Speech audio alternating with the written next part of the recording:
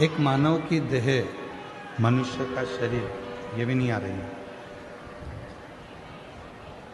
एक मानव की देह, मानव का शरीर, और उस मानव के शरीर में 5 कर्मेंद्री, 5 ज्ञानेंद्री और 1 मन, ये 11 रूपी इंद्रियां, इनको कंट्रोल में रखना बहुत कठिन। आज एकादशी का लोग व्रत करते हैं, करना भी चाहिए। परम भगवदीय जीव एकादशी का व्रत करते हैं कि हम भोजन छोड़ देते हैं, हम ये नहीं खाएंगे, हमारी एकादशी है, हम ये नहीं खाएंगे, हमारी एकादशी है। पर शिव महापुराण की कथा कहती है कि एकादशी सफल कब होती है? जब आपकी 5 कर्मेंद्री, 5 ज्ञानेंद्री और 1 मन, ये आपके कंट्रोल में हो, तो समझ लो कि एकादशी पूर्ण हो गई और एकादशी का फल आपको प्राप्त हो गया।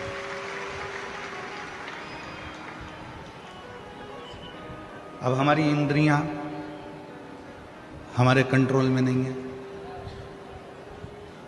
नेत्र गलत देख रहे हैं, जिह्वा गलत बोल रही है, कान गलत सुन रहे हैं, श्रवण शक्ति गलत जगह जा रही है, नेत्र गलत जगह जा रही है, जिह्वा गलत बोल रही है। जब ये हमारी इंद्रियां हमारे कंट्रोल में नहीं होंगी, जब ये हमारी इंद्रियां हमारे संयम में नहीं होंगी, तो हम कितना भी व्रत कर लें, हम कितना भी उपवास कर लें, हम चाहे कितने भी भूखे रह लें, तो भी उस व्रत का फल नहीं मिलेगा।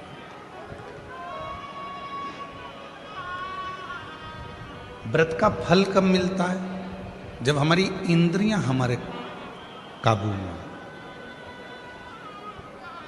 कि नेत्र दिए रे तूने दाता बन के, नेत्र दिए रे तूने दाता बन के, और कभी नहीं दरस कियो, दयालु मैंने अवगुण बहुत कियो, अवगुण बहुत कियो, दयालु मैंने अवगुण बहुत कियो। और मुख तो दिया रे तूने दाता बन के, मुख तो दिया रे तूने दाता बन के, कभी नहीं भजन कियो, दयालु मैंने अवगुण बहुत कियो, कभी नहीं भजन कियो, दयालु मैंने अवगुण बहुत कियो, दयालु मैंने अवगुण बहुत कियो। ये संसार सागर में आने के बाद यदि मैंने अपनी इंद्रियों को संयमित नहीं किया, संसार सागर में आने के बाद हमने अगर अपनी इंद्रियों को काबू में नहीं किया, तो फिर ये मानव का देह बेकार है। फिर ये मानव का देह बेकार। अगर हम अपनी इंद्रियों को काबू ना कर पाए, प्रेशर खोलो, प्रेशर नहीं आ रहा, अंदर भी नहीं आ रहा, बाहर भी नहीं आ रहा, अपनी इंद्रियों को काबू करा, तो समझो कि हमने एकादशी का व्रत किया। कई लोग प्रदोष का व्रत करते हैं, हम उनसे कहते हैं कि आपने अपने कितने दोषों को समाप्त कर दिया। प्रदोष का व्रत कब सफल है?